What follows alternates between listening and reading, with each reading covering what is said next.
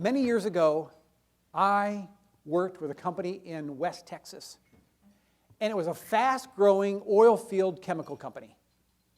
And it was started by a guy in his garage by himself. But he knew a secret.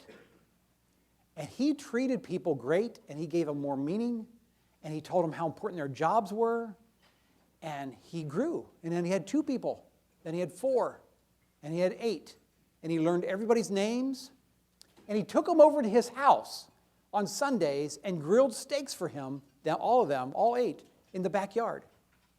And then he kept growing, and he got 16 people and 32 and 64. And he still knew all their names. And he still took all of them over to his backyard. And then he had 128, and then 256. About how many people in this room?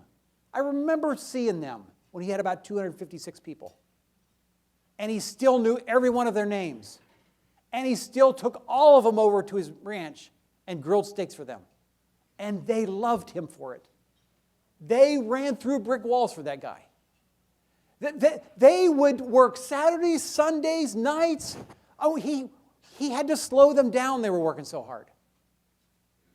And then he grew and grew, and then he had 700 people, and he hired a CFO and an executive team, and he got another office, and he spent time now, instead of driving around the trucks with the guys and having them over and learning their names, he spent time with his executive team.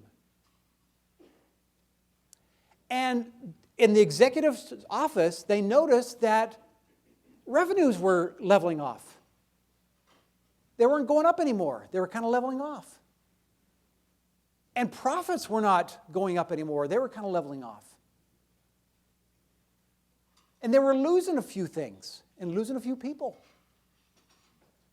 And in his office, and the CFO noticed this, and they said, "What's going on here?" And the founder said, "I think I know what's going on. We have dropped the ball on activating the Kohler effect." No, he didn't say that. But that's what he said. That's what he said.